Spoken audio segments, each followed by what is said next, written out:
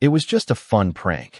My girlfriend sitting on top of my best friend, her bra slipping off one shoulder and his neck smeared with lipstick. But when that prank gave my grandmother a real heart attack, I made sure karma finished what they started. I walked into my room and saw my girlfriend on top of my best friend with her bra slipped off one shoulder. His neck was covered in lipstick and she was screaming his name at the top of her lungs. I watched them from the doorway, not just because of what I was seeing, but because of how real it looked. She was sitting on his hips, her hands on his waist, and the bed frame was splintered. My knees went weak. I stormed out of the room and practically ran to the front door. "Wait," my supposed best friend yelled. My girlfriend let out a goose-like laugh behind him. It was just a prank. I didn't turn around at first because I didn't want to hear what came next, but she wrapped her ugly hands around me and shoved her phone screen in my face. On it was a video from my hidden camera in the living room, time-stamped, showing them planning it, talking about what clothes would make it look real. We thought it would be funny. You were supposed to get mad. I had to stop myself from spitting in her face. My reaction was part of the entertainment. Then, my best friend appeared behind her. "So, are we cool?" he asked with a smirk, holding out his hand for a fist bump. Clap. I returned the gesture. "Yeah, bro, I forgive you. You were just having fun." But I looked at her as if she were a cheap prostitute asking for money. She should have known not to disrespect me like that. Her face turned red and she ran to her car. My friend Carlos laughed. "You're the man, bro. That girl wasn't worth anything anyway." I didn't know it at the time, but I was about to turn the tables on him, only 10 times worse. For the next few days, Carlos couldn't stop talking about how epic his prank was. He even posted his best moments on his private story, mocking me to everyone we knew. Meanwhile, I was working in the shadows, slowly setting him up. I saw him recruit 2 of our mutual friends. I heard him at a party saying, "Wait until you see what I do next. One is going to love this." Then, a mutual friend mentioned something. "Hey, Carlos keeps asking if you live alone now." He knew my grandmother had moved in 3 months ago after her heart attack. She was still prone to them. That night Carlos called. "Hey, Juan, come to your house tomorrow at 2. I have something to show you." His voice had the same excited tone as before the cheating prank. "Yeah, man. 2 works. Just you and me." I kept my voice steady. "Sure, bro, just us." That night, I felt like a kid before Christmas morning. I made sure all the important people were present when Carlos arrived. My uncle, the retired EMT, my sweet grandmother, who could shame anyone with her insults, everything fitting together perfectly like a puzzle. At 1:45 p.m., I was in position. My hands were sweating with guilt, but I kept thinking about my ex's face when they revealed their prank. At 2 o'clock sharp, I heard his car. Through the window, I saw 2 figures hunched down in the back seat. Of course, he brought cameras. Carlos walked in checking every window, probably making sure we were alone. "Come in. I'm in the kitchen," I shouted. He walked in, strutting with that stupid smirk. "Hey, bro, before I show you what I planned." Suddenly, his hand went to his chest. His face went from smiling to pure agony in a second. "Carlos." His knees gave out, and he fell hard to the floor. Red foam started coming out of his mouth, and for a moment I forgot everything. This had to be real. Carlos went through about 2 vapes a day, and now it was finally catching up to him. "Help, somebody help." My grandmother came in first, and I'll never forget her face. The color drained from it instantly. "Not again. Not again." Like with Pedro, Uncle Miguel burst through the door and didn't hesitate. Straight to chest compressions. 1, 2, 3, foe. Carlos's eyes went wide as Miguel's full weight pressed down on him. Suddenly, my grandmother clutched her chest and fell to the floor. She was having a heart attack. I ran to her and begged Miguel to call an ambulance while tears streamed down my face. Carlos tried to scream. "It's a prank. I'm fine," but it came out muffled under my uncle's compressions. My grandmother was already hyperventilating. Real tears, real pain. Someone called 911. Everything was a blur until the sound of sirens brought me back to reality. The paramedics burst through the door and found my grandmother on the floor, clutching her chest with tears streaming down. Carlos's mouth was opening and closing like a fish's, pure panic replacing that stupid smirk. We all went out to the yard to give the paramedics space. What they told us next about my grandmother made me ruin Carlos's life forever. One of the paramedics finished securing the gurney straps while the other packed up the equipment. Javier Morales, The lead paramedic with his name tag visible on his chest gestured for me to step away from the others. We walked a few steps down the garden path, and he lowered his voice. "Your grandmother had a stress-induced cardiac event," he explained, pointing to his own chest to show where the damage occurred. The stress triggered an irregular heart rhythm that could have been fatal if we hadn't arrived quickly. My stomach felt like it had dropped to the floor, because this wasn't just her being scared and needing to calm down. She had real damage to her heart rhythm, but it was manageable with medication and less stress in the future. He continued, pulling out a pamphlet on cardiac care. The words spun in my head as I tried to process that Carlos's stupid prank caused permanent damage to my grandmother's heart. I could see Carlos sitting on the floor through the window, his face pale and sweaty, while Uncle Miguel stood over him with his arms crossed tightly against his chest. Carlos started talking before I even walked in, his words spilling out fast and panicked about how it was supposed to be funny and just revenge for my prank on him. Uncle Miguel cut him off mid-sentence and asked if Carlos thought giving an old woman a heart attack was some kind of joke. The tension in the room made it hard to breathe, and I felt my chest tighten. Carlos's two friends stood in the doorway, wishing they could melt into the floor and disappear completely. My hands were shaking as I watched the paramedics carefully lift my grandmother onto the gurney, her face so pale and small against the white sheets. She reached out and squeezed my hand weakly as they carried her out, and I had to bite my lip to keep from crying right there. Javier came back and spoke to all of us in a stern tone that made everyone freeze. "Faking medical emergencies is dangerous and illegal in some places," he said, looking directly at Carlos. Uncle Miguel's chest compressions could have broken your ribs if he had continued, because he was treating you like a real cardiac arrest patient. Carlos's eyes widened as he processed that he could have been seriously hurt by his own prank. I felt a strange pang of guilt in my stomach because I had set all this up, even though Carlos brought it on himself. Javier gave me some papers about my grandmother's treatment and told us which hospital they were taking her to. After the ambulance left with its lights flashing and Uncle Miguel followed in his truck, I was left alone in the kitchen with Carlos's pale friends. I went straight to my laptop and opened the folder where I kept all my camera recordings.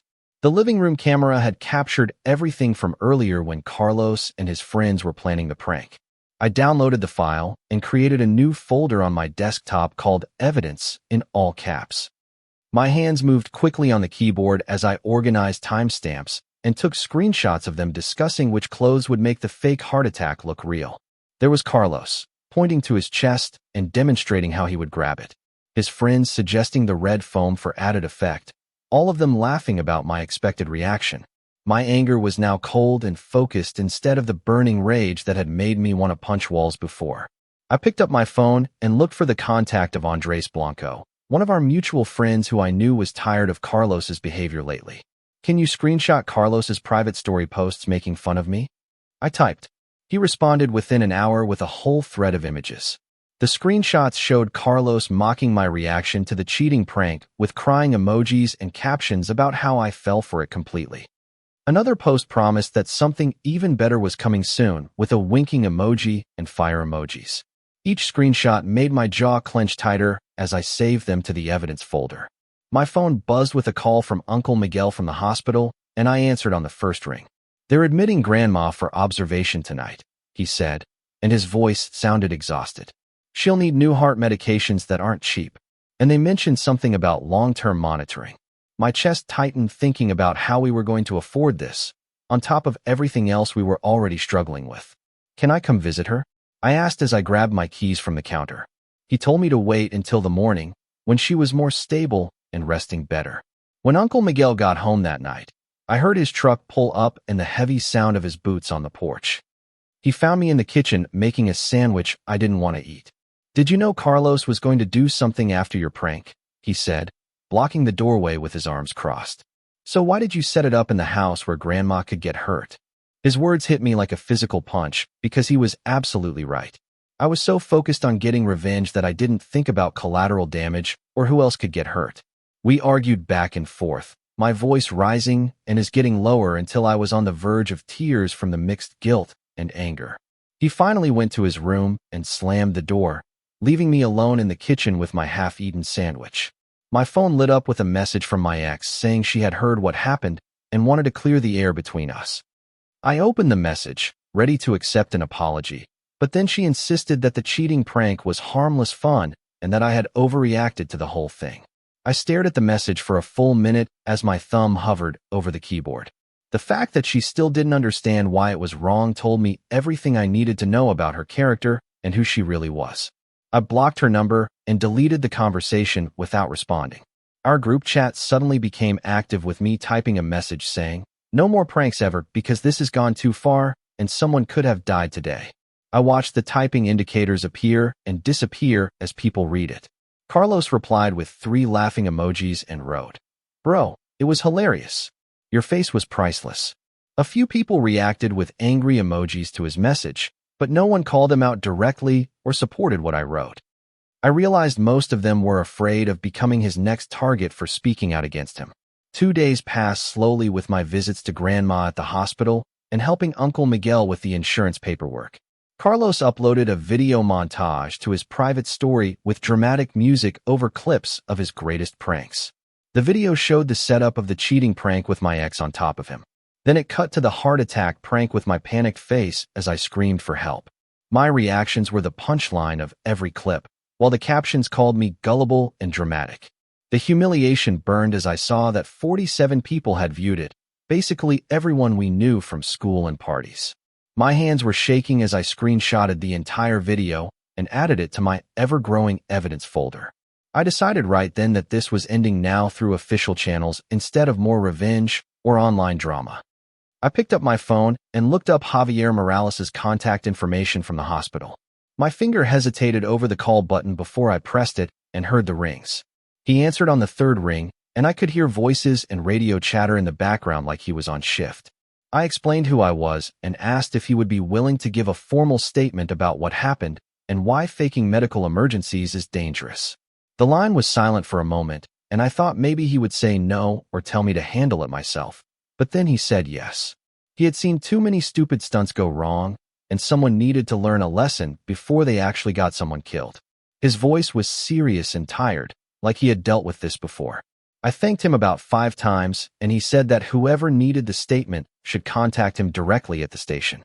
When I hung up, I felt less alone in all this, like I wasn't just some dramatic kid overreacting, but someone with real support from professionals who understood. I opened my laptop and started looking up information on the university's policies and harassment rules. It took me almost an hour of clicking through different pages on the school's website before I found the student conduct section. It turns out our university has policies about harassment and creating unsafe situations, even if they happen off campus, as long as they involve students.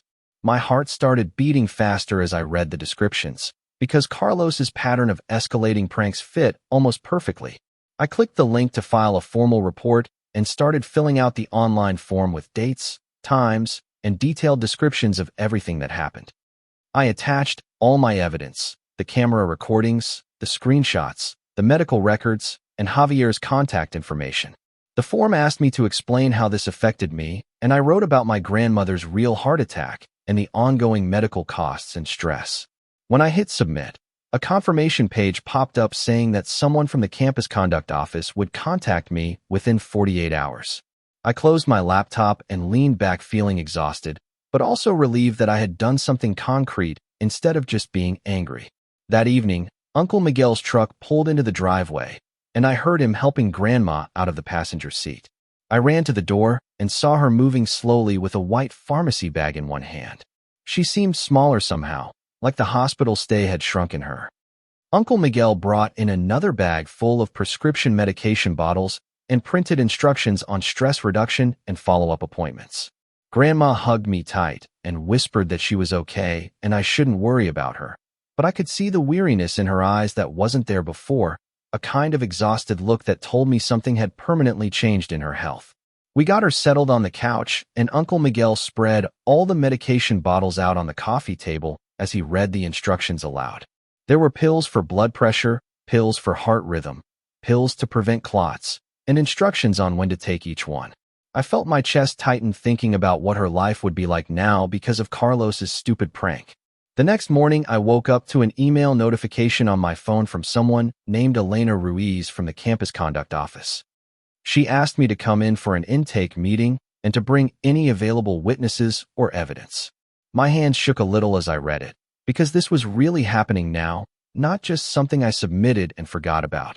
I forwarded the email to Andres with a message, asking if he would be willing to share those DMs where Carlos was bragging about his pranks.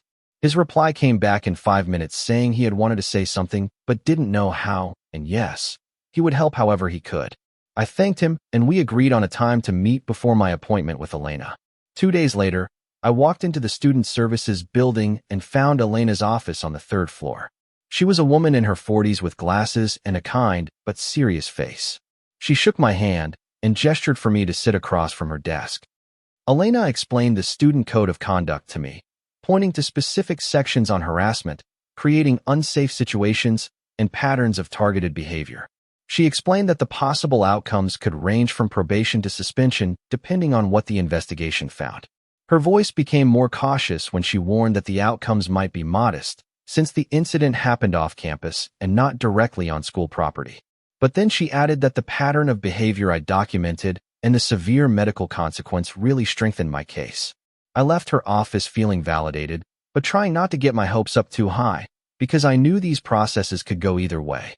Andres met me at the coffee shop across the street, and we grabbed a table in the back corner away from other people. He pulled out his phone and started showing me DMs where Carlos specifically talked about wanting to destroy me with increasingly intense pranks. One message said that I had embarrassed him by forgiving him too easily after the cheating prank, and he needed to do something that would make me lose it completely. Reading Carlos's actual words about planning to destroy me made my stomach turn. Andres made me promise to keep his name confidential if possible because he was worried about the social repercussions and losing other friends.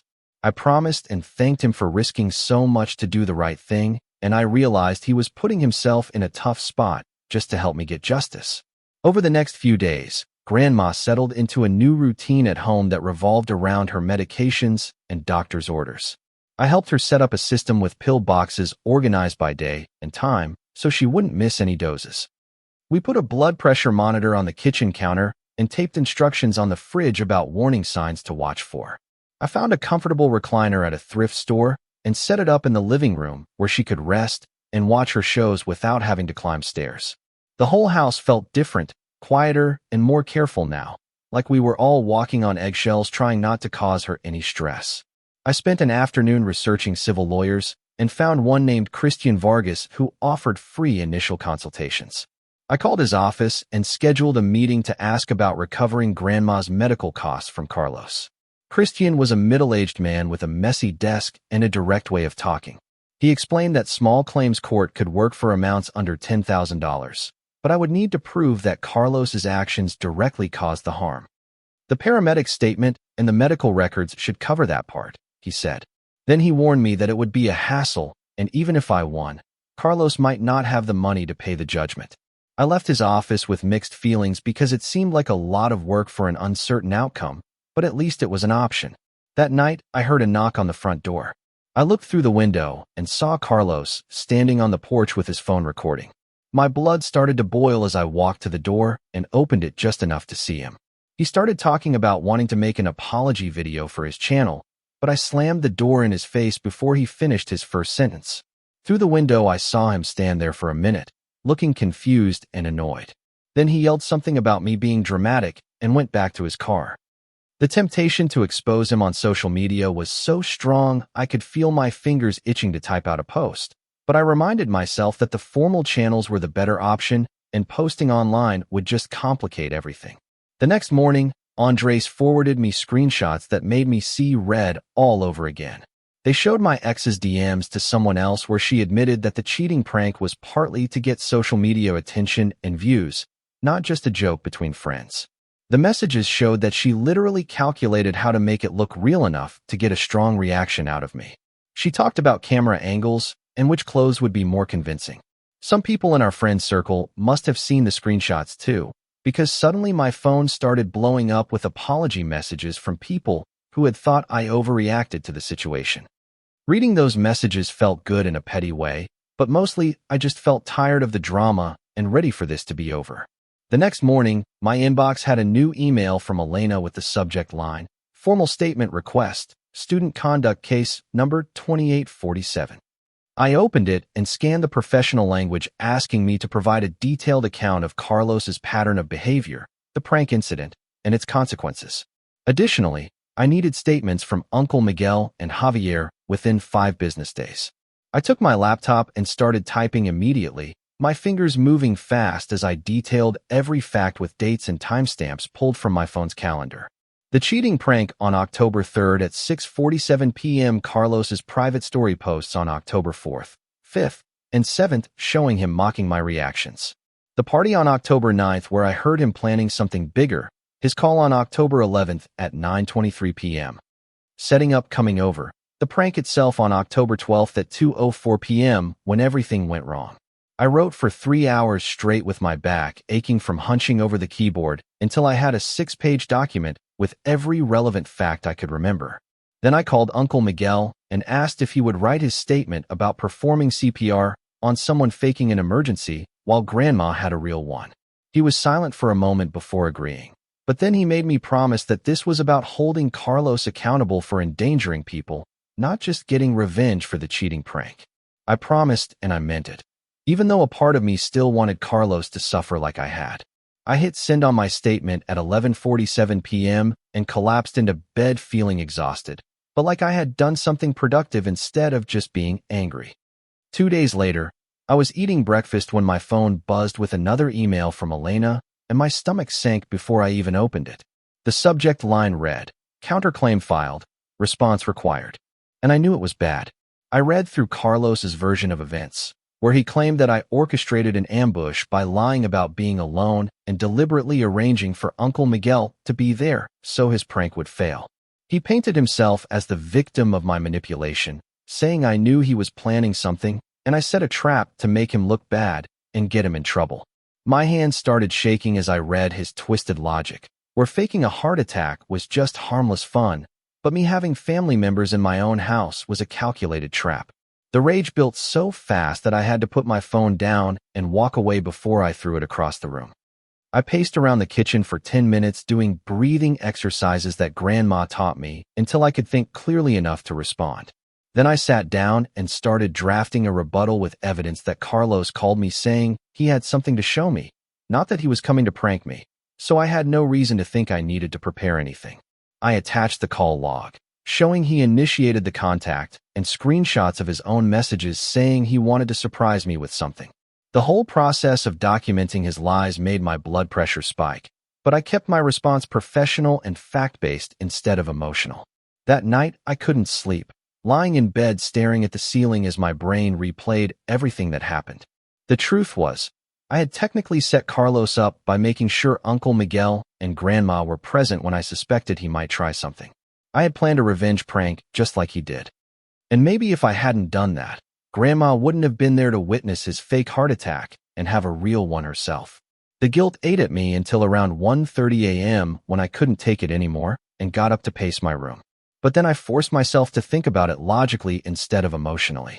Carlos knew Grandma lived with me because our mutual friend mentioned he had been asking about it. He chose to fake a medical emergency in a house where an elderly woman with heart problems lived. That decision was his, not mine for having my family in their own home. I couldn't control what he chose to do, only how I responded afterward, and seeking formal accountability through the proper channels was the right response. The next day, I looked up therapists on the Campus Health Center website and found one named Adriana who specialized in conflict resolution and trauma processing. I called and got an appointment for that same afternoon because someone had just canceled. Her office was in the Student Services building, a small room with comfortable chairs and soft lighting that immediately made me feel less tense. I sat down and started explaining everything from the beginning. The whole prank war and how it escalated and what happened to Grandma. And Adriana just listened without interrupting or judging. When I finished, she helped me separate what I was actually responsible for and what Carlos chose to do, explaining that I could acknowledge my part in escalating things while still demanding accountability for his dangerous actions. She gave me tools for managing anger without letting it control my decisions, like the 5-minute rule, where I had to wait 5 minutes before responding to anything that made me angry. Leaving that session, I felt physically lighter, like someone had lifted a weight off my shoulders by validating that I could be partly wrong and still deserve accountability from others. A few days later, Uncle Miguel knocked on my door early in the morning and asked if I wanted to get breakfast. We sat at the kitchen table with eggs and toast between us as he apologized for being so harsh after the incident, saying he was scared for his mom's health and angry about the whole situation, and he took it out on me when it was really Carlos who put her in danger. He told me he would support whatever legal or institutional processes I wanted to pursue, as long as I promised no more revenge pranks or online drama that could make things worse. We shook hands across the table, and I felt like my family was solid again, like we were on the same team instead of fighting each other. That afternoon, I got an email from Javier with a detailed professional memo attached explaining how fake medical emergencies waste ambulance resources that might be needed for real cases, traumatize bystanders who think they're witnessing someone die, risk serious injury from unnecessary medical treatments like broken ribs from CPR, and create huge liability issues for everyone involved. He included cost estimates showing that the ambulance call and ER visit from that day totaled over $3,000, even with insurance. The professional documentation made my case feel more legitimate and less like some college drama between friends. I forwarded the memo to Elena and Christian with a thank you note, feeling like I finally had real evidence instead of just my word against Carlos's. Later that night, I opened a new post on my phone and started typing out everything Carlos had done, with links to all the evidence I had collected over the past few weeks.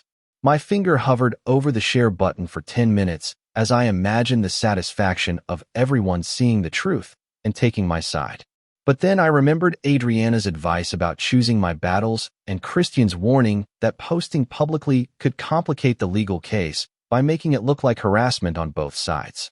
I saved the post as a draft and closed the app, feeling proud of my self-control, even though a part of me desperately wanted the validation of public support and to see Carlos get dragged in the comments. The next morning, Carlos posted a new video making a mock apology where he put on a sad face and pretended to cry while saying, "I'm sorry Grandma had a little heart problem from my epic prank." The comments were full of laughing emojis and people calling him a savage and saying it was hilarious. I screenshotted it immediately and sent it to Elena with a message explaining that this showed zero remorse and continued harassment, even while under investigation. Then I had to physically walk away from my phone and go outside before I did something stupid, like commenting or making my own response video. Andres messaged me that afternoon saying that one of Carlos's small-time sponsors, an energy drink company called Fast Energy, had quietly dropped him after receiving complaints about his behavior from people who saw the prank videos.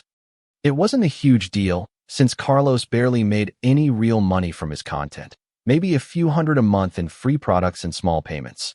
But it was the first tangible consequence he faced beyond the conduct investigation. I felt a small spark of satisfaction reading the message, but I reminded myself that this wasn't over and I needed to stay focused on the formal processes instead of celebrating small victories. The next day, Elena sent an email saying the conduct office had issued interim no-contact orders, which meant Carlos and I were not allowed to interact directly or through third parties while the investigation continued, and violating the order could result in immediate suspension.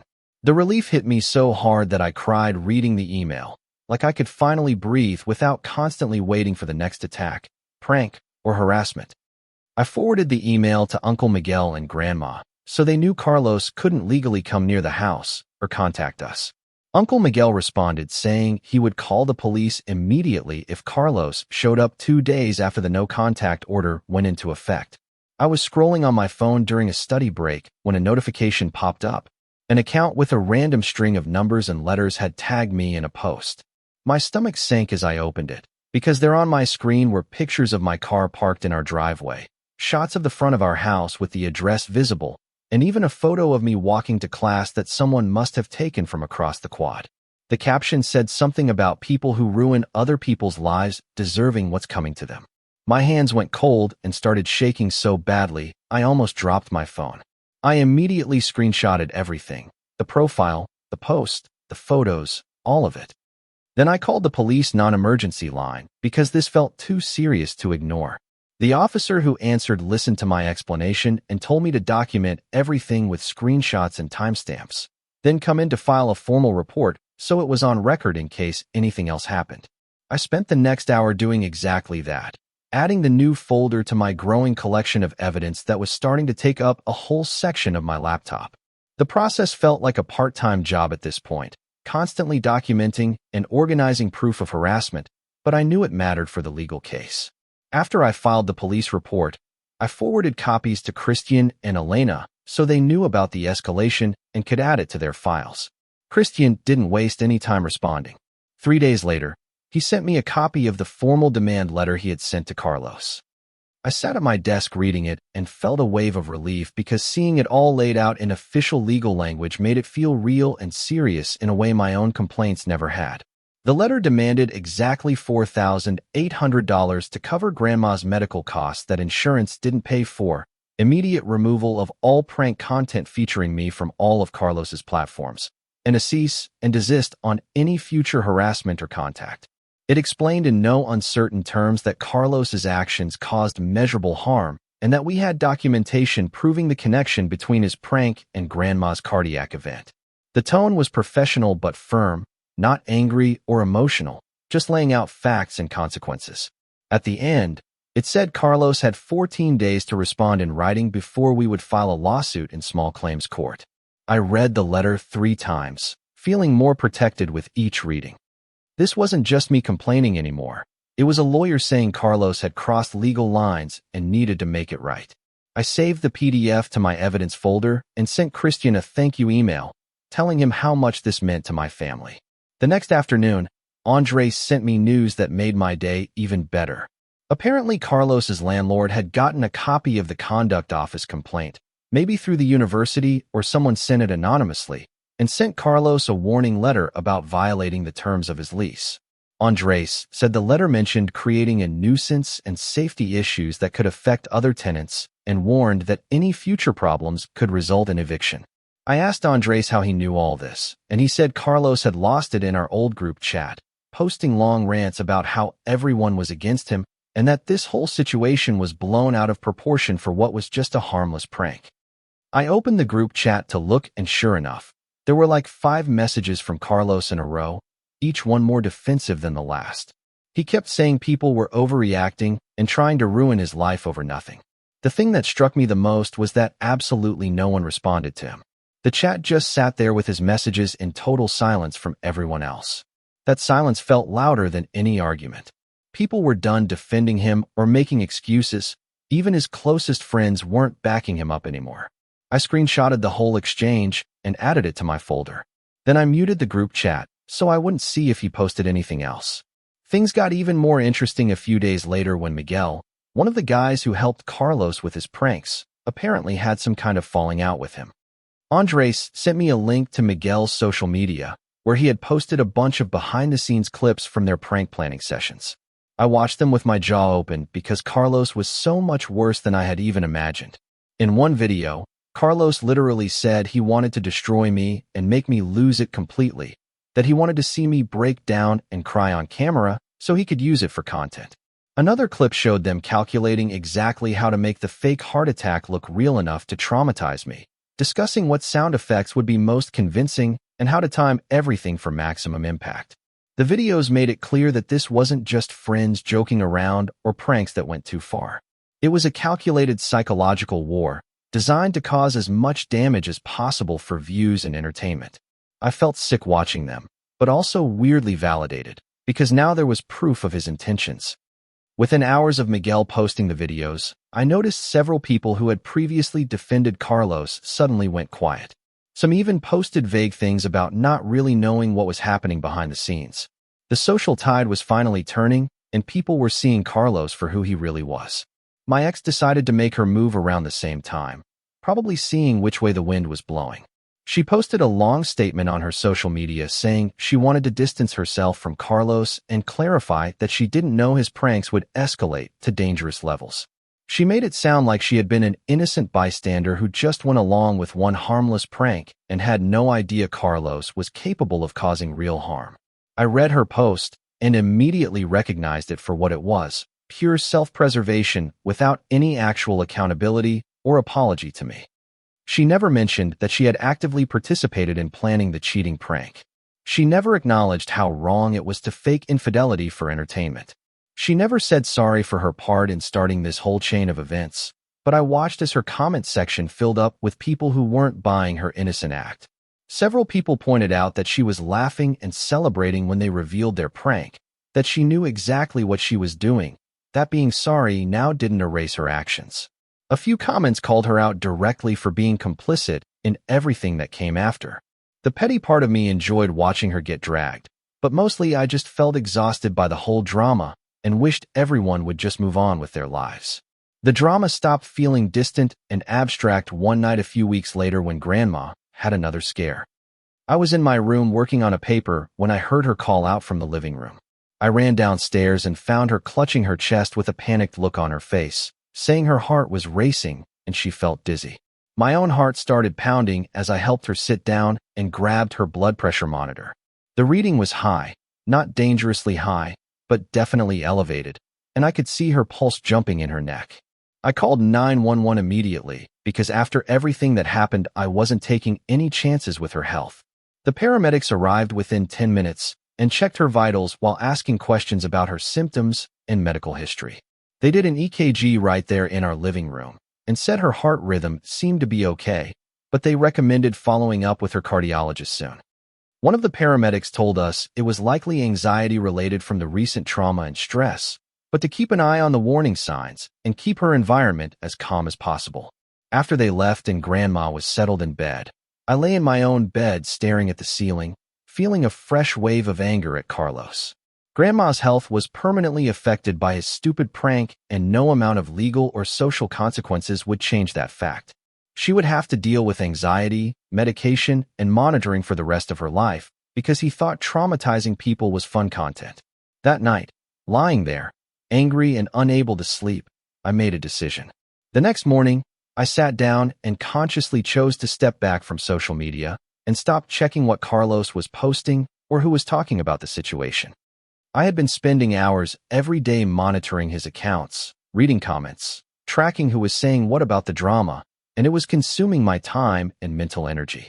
I gathered all my evidence files, every screenshot and video and document I had collected, and sent them to Elena and Christian with a message saying I was turning it all over to them to handle while I focused on school and taking care of Grandma.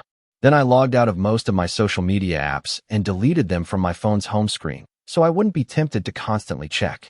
When I saw Adriana for therapy that week, I told her about my decision, and she said it showed real growth that I was choosing peace and trusting the process instead of needing to control every part of the narrative.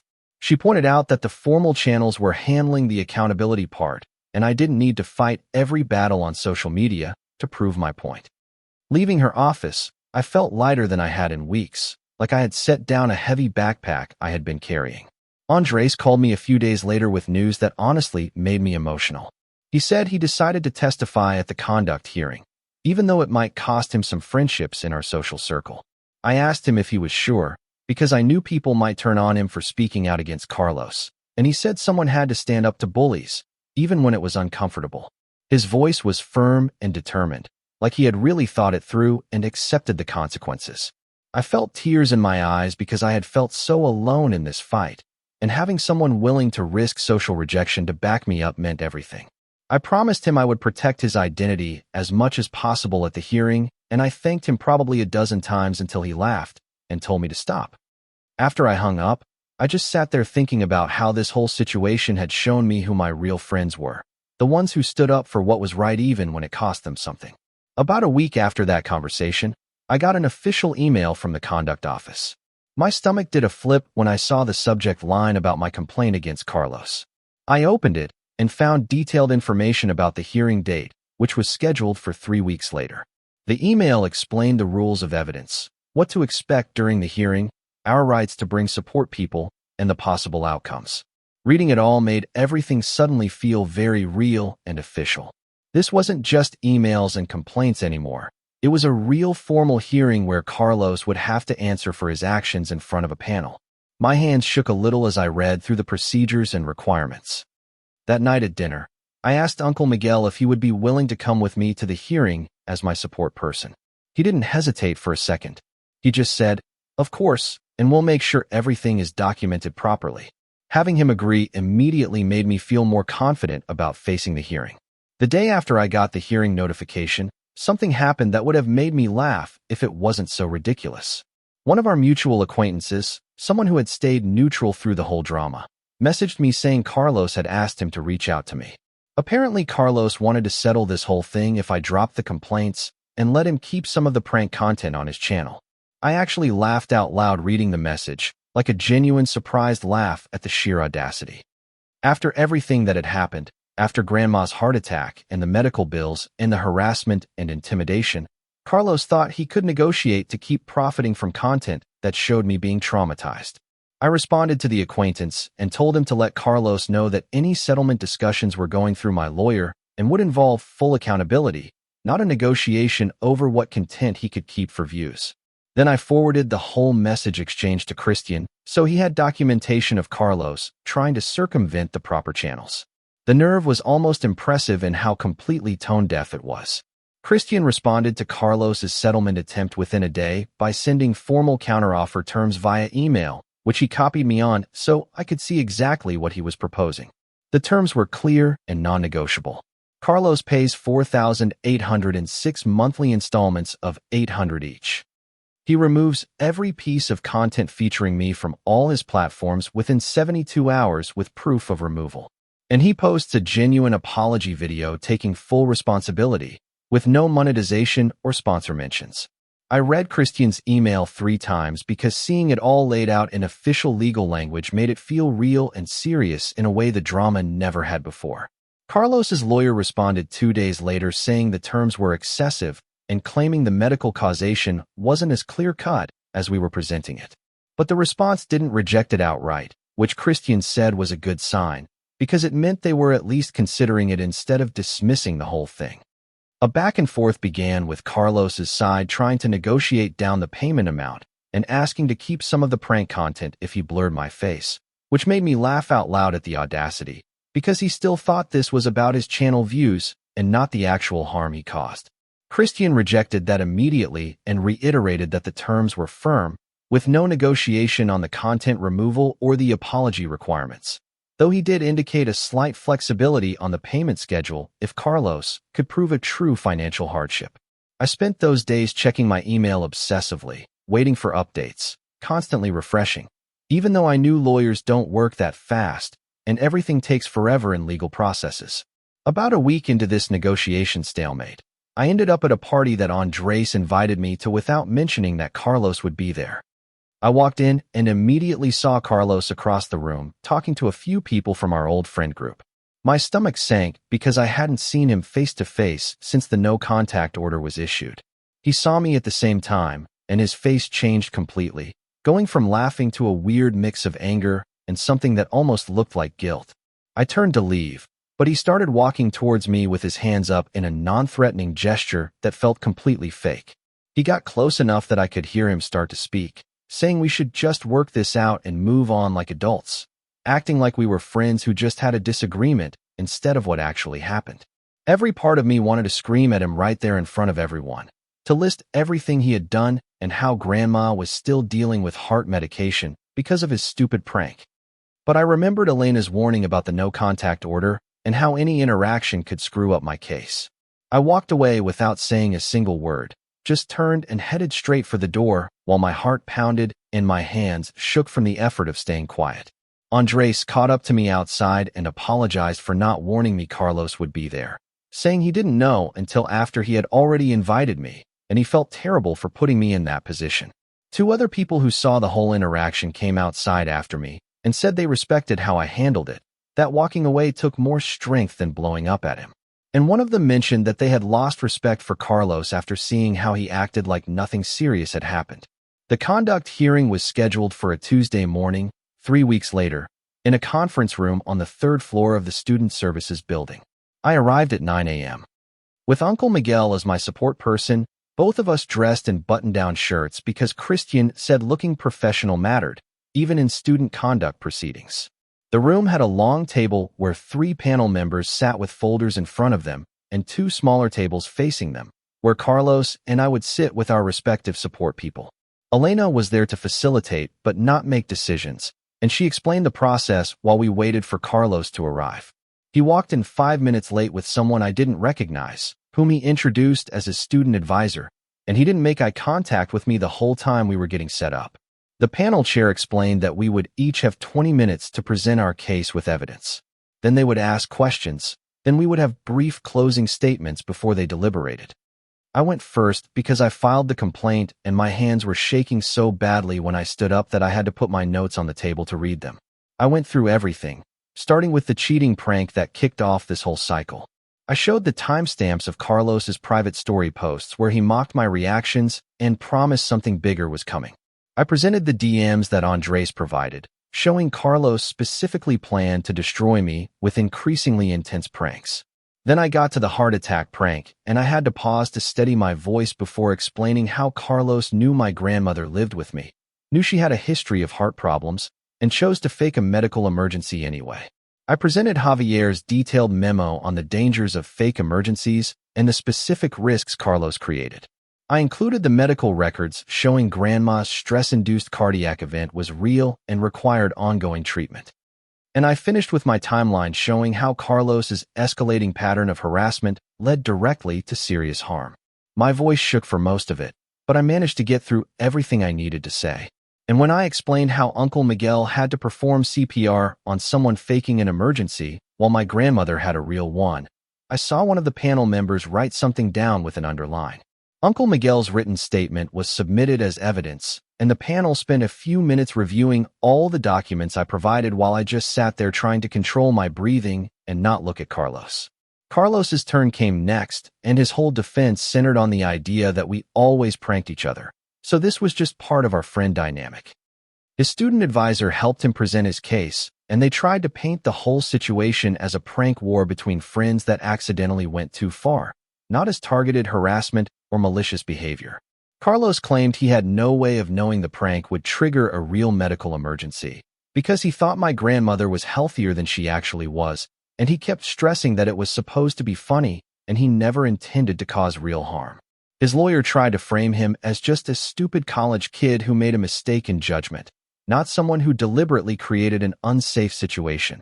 And they showed a few old text messages between us joking about pranks to prove that we both engaged in this kind of behavior. Before, the panel started asking questions that got increasingly sharp about reasonable foreseeability and whether any reasonable person would think that faking a heart attack near an elderly woman with known heart problems could cause harm. Carlos stumbled over his answers, admitting he knew about my grandmother's previous heart attack, but claiming he didn't think his prank was serious enough to trigger anything. And when they asked him why he brought cameras to film my reaction if it wasn't about publicly humiliating me, he didn't have a good answer. One panel member asked directly if he had considered the possible consequences before doing the prank, and Carlos said he just thought I would get mad, and then we would laugh about it later, which made the panel member frown and write more notes. The whole thing lasted about 90 minutes in total, and by the end, I felt completely drained from the tension and the emotional weight of having to relive everything in official proceedings. For days later, I got an email from Elena with the subject line, "Conduct Case Decision," and my hands went cold as I opened it. The panel found Carlos responsible for harassment and creating an unsafe environment, which meant they believed my evidence and agreed that his actions crossed the line from pranks to actual harmful behavior. His sentence included a full year of conduct probation, which meant any other violations would result in immediate suspension. 40 hours of community service that had to be completed before the end of the semester, mandatory attendance at a conflict resolution workshop, and a requirement to post a formal written apology taking responsibility for his actions without blaming me or minimizing what happened. He wasn't expelled, which a part of me had hoped for, but the decision noted that any future violations would result in immediate suspension proceedings and possible expulsion depending on the severity. I sat at my desk reading and rereading the email, trying to figure out how I felt about it. On one hand, it was real accountability and Carlos would face real consequences that would affect his college record and require actual work on his part. On the other hand, It didn't feel like enough given what happened to Grandma, the ongoing medical bills, and how his actions had completely shattered my social circle and caused months of stress. Uncle Miguel said it was a solid outcome and showed the system worked at least partly. And Grandma told me she was proud of me for standing up for what was right, even when it was hard. I forwarded the decision to Christian so he had it for the civil case and saved a copy to my evidence folder, which had grown to like 50 documents. By this point, Carlos refused to accept Christian's settlement terms, even after the conduct decision, sending a response through his lawyer that basically said he had been punished enough through the school and shouldn't have to pay medical bills on top of everything else. Christian called me to discuss next steps and said we could either drop it or file a lawsuit in small claims court. And I asked him, what did he recommend? He explained, small claims court would cost me $85 in filing fees, which I might not get back, even if we won. The process could take months to get a court date, and Carlos might not have any money to pay, even if the judge ruled in our favor. But he also said that the medical records and the paramedic statement made our case pretty solid, and sometimes the threat of going to trial, plus the hassle of defending himself, would push Carlos to settle anyway. I talked it over with Uncle Miguel that night, and we decided to file the suit because the principle of it mattered more than the money at this point, and I needed Carlos to face real financial consequences for what his actions cost our family. Uncle Miguel covered the $85 filing fee and told me it was worth it to see this through properly, and the next week we filed all the paperwork at the county courthouse, requesting $4,800 in damages for Grandma's medical costs.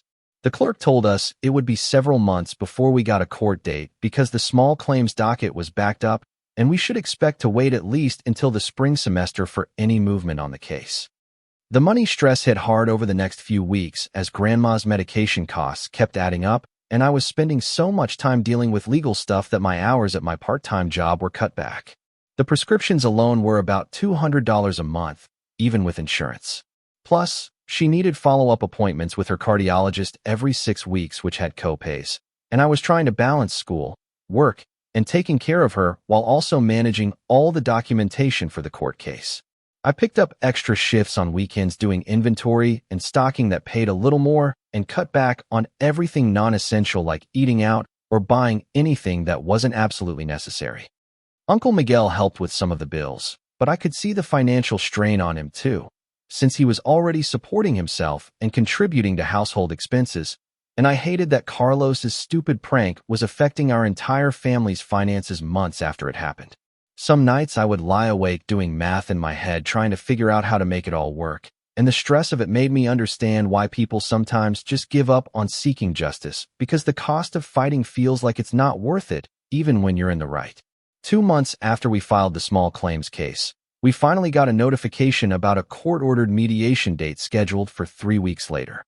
Christian explained that this was a standard procedure where a judge would review both sides and try to get us to a settlement before going to trial, and most small claims cases were resolved in mediation because going to trial was a bigger hassle for everyone involved. The mediation happened in a small room at the courthouse with the judge sitting at the head of a table and Carlos with his lawyer on one side, while Christian and I sat on the other. The judge spent about 20 minutes reviewing all the evidence submitted, including the medical records, Javier's statement, the conduct hearing decision, and our documentation of costs. Then he started asking some pretty direct questions to Carlos's lawyer about liability. He pointed out that the medical records clearly showed a stress-induced cardiac event that happened during Carlos's prank. The paramedic's statement confirmed the direct causal link, and the conduct hearing had already found Carlos responsible for creating an unsafe situation.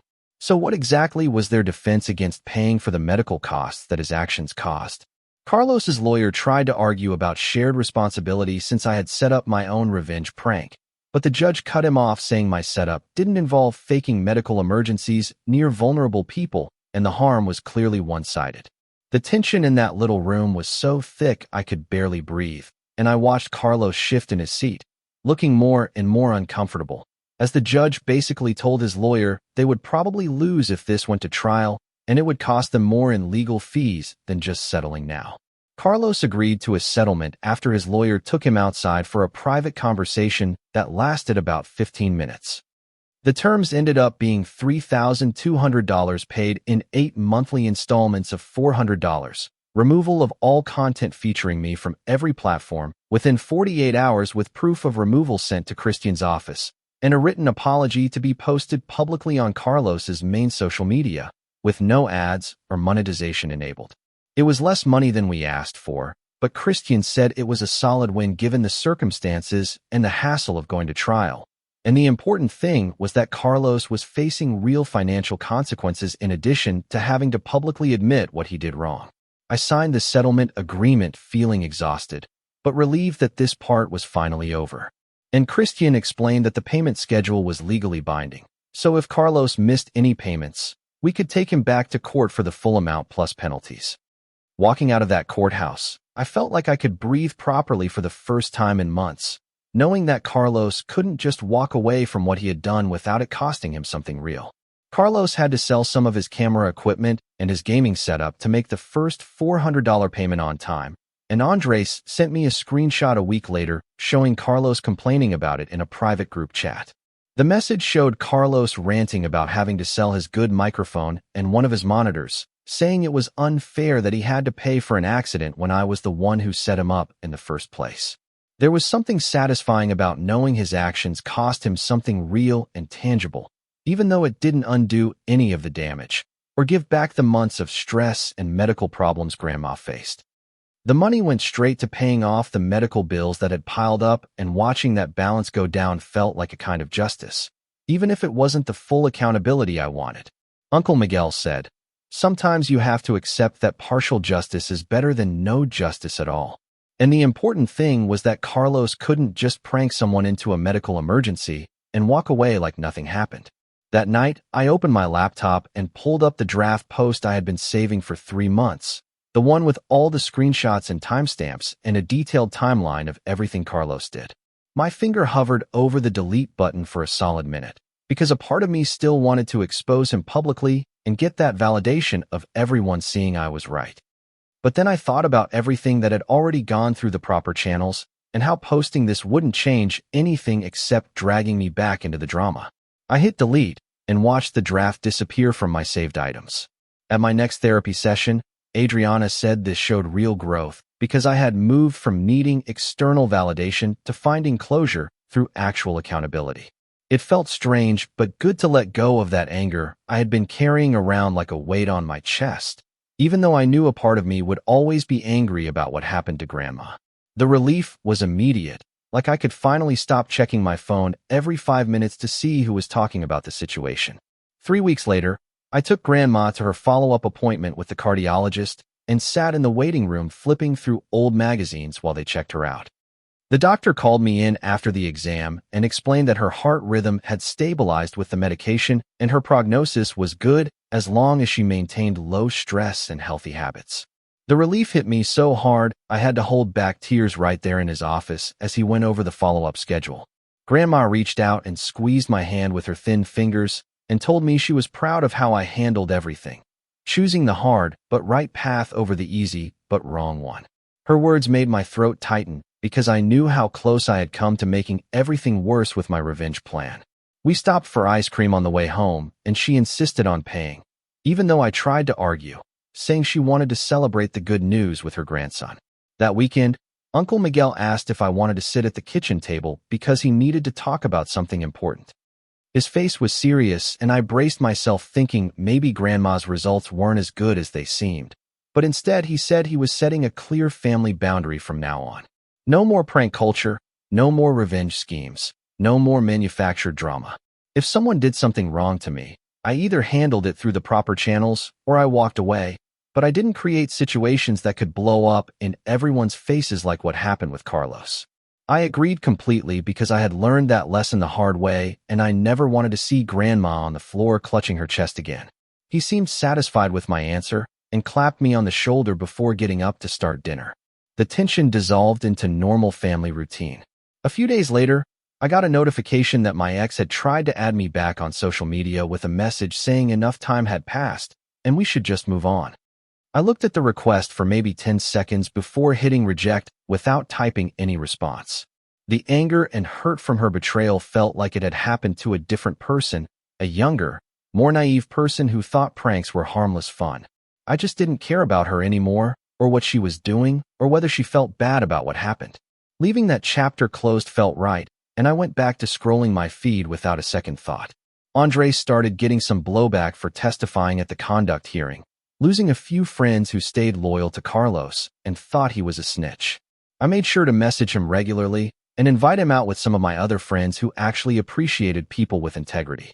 We grabbed food one afternoon, and he told me he didn't regret speaking up because knowing he did the right thing helped him sleep at night, even if it cost him socially. I introduced him to a couple of guys from my study group who were solid people, and they hit it off talking about video games in classes. Seeing Andres laugh and relax with people who respected him made me feel good about standing up for what was right, even when it was hard. The conduct office emailed me a month later asking to verify that Carlos had completed all his requirements, including posting the apology video. I clicked the link they provided and watched the whole thing. Carlos sitting in front of a plain wall, reading from a script with no jokes or edits, taking full responsibility for faking a medical emergency and causing harm to my grandmother. The video had like 30 views, and the comments were mostly people calling it fake or saying it was too little too late. I confirmed to the conduct office that yes, he had posted it as required. Then I closed the tab and got on with my day. The point wasn't whether people believed his apology. It was that he had to publicly admit what he did wrong and face consequences. My friend group basically split down the middle in the following weeks. Some people thought I went too far by getting Carlos in legal trouble, and others respecting that I stood up for my family. I ended up with a smaller circle, but they were people I actually trusted and who shared my values about accountability and not treating serious things like entertainment. Quality over quantity became my new focus. And honestly, the drama-free friendships were a lot more peaceful than constantly wondering who was going to prank who next. By the 4th month of the payment plan, Grandma's medical bills were mostly covered between Carlos's payments, the insurance money that finally came through, and contributions from Uncle Miguel and other family members. There was still some debt hanging over us, but it was manageable and not the crushing weight I felt when the bills first started coming in. I had learned how to budget better and actually had a small emergency fund saved up from taking extra shifts at work. Seeing those numbers in my bank account made me feel more secure and like I could handle whatever came next without panicking. Therapy became a regular thing for me after that. Not just crisis management, but actual work on boundaries and communication and not letting anger control my decisions. Adriana helped me recognize patterns where I let things build up instead of addressing them early, like how I should have shut down the prank war with Carlos before it escalated to dangerous levels. I wasn't perfect at it, and I still struggled sometimes with wanting to lash out when people disrespected me, but I was getting better at pausing and thinking about the consequences. I hadn't posted a single subtweet or vague status in months, and that felt like real progress. There was this one moment, one night where I was sitting at the kitchen table doing homework and Grandma was in her chair laughing at something on TV, and Uncle Miguel was making dinner, and it just hit me that we had found a new normal. The house felt calm and safe again, in a way it hadn't since before Carlos's prank. It wasn't the same as before because Grandma's health had changed and I was more cautious about who I let into my life, but it was good in its own way. The smell of Uncle Miguel's cooking filled the kitchen, and Grandma called out asking what we were having for dinner. And I realized that this was enough. This quiet, peaceful moment with my family was more valuable than any viral post or perfect revenge could ever be. A few weeks later, I was crossing the quad between classes when I saw Carlos coming from the opposite direction. My stomach tightened for a second, but then I realized I didn't feel the anger anymore, just a heavy tiredness, like carrying a weight for too long. He saw me at the same time, and we both slowed down for half a second. Our eyes met from about 30 feet away on the sidewalk, and there was a weird moment where neither of us looked away or pretended not to see each other. Carlos gave a small nod, barely moving his chin, and I did the same. Then we both just kept walking in opposite directions without breaking stride or saying anything. I heard his footsteps fade behind me, and I felt a strange sense of closure that wasn't dramatic or satisfying, just real. We weren't friends, and we would never be friends again. But the war was over, and we could exist in the same space without everything blowing up. This weekend, Uncle Miguel came over with a toolbox and a bunch of Amazon packages. He emptied everything out on the kitchen table and started pulling out new deadbolts, a doorbell camera, and some window locks. I helped him install the deadbolts first, holding the door steady while he drilled new holes and set the hardware. The physical work felt good, doing something concrete to protect our space, instead of just worrying about what might happen next. While we were working on the front door lock, Uncle Miguel mentioned that being prepared was different from being paranoid. He said after everything that happened it made sense to have better security, but we couldn't let fear rule our lives, or we would end up prisoners in our own home. I agreed and told him this wasn't specifically about Carlos, just about feeling more secure in general from now on. We moved on to installing the doorbell camera, which took longer than expected because the Wi-Fi kept dropping. I spent the rest of that evening updating all my privacy settings on social media, changing passwords for things I hadn't touched in months, and making sure location sharing was turned off. It felt like locking doors I should have locked a long time ago. Over the next month, life settled into something that wasn't perfect, but was definitely manageable. Grandma's pill routine became a normal background noise, the little alarm going off 3 times a day to remind her. The medical bills got smaller every time Carlos made a payment. And between that and what insurance finally covered, we got down to an amount that didn't make my chest tighten when I thought about it. I picked up enough extra shifts that I actually had some money saved for emergencies instead of living paycheck to paycheck. The house felt different now, quieter somehow, like we had all agreed without saying it that drama and chaos weren't worth the entertainment value. Grandma spent her evenings in her chair watching game shows, and Uncle Miguel cooked dinner most nights, and I did my homework at the kitchen table. My friend group was smaller, but the people who were left were the ones I actually trusted. People who showed up when things got hard instead of just when they were fun. I stopped checking what Carlos was posting or who was talking about the whole situation because it just didn't matter anymore. The conduct probation was real, the payments were real, the consequences were real, and that was enough. I wasn't trapped in an endless cycle of pranks and retaliation anymore. My boundaries were clearer now, and I could focus on finishing the semester and figuring out what came next instead of constantly looking over my shoulder. Things didn't go back to the way they were before, because Grandma's health had changed and I was more careful about who I let into my life, but it was good in its own way. The moral of the story is maybe just break up and block them instead of starting a prank war that ends in legal fees and cardiac events. A revolutionary tip, I know.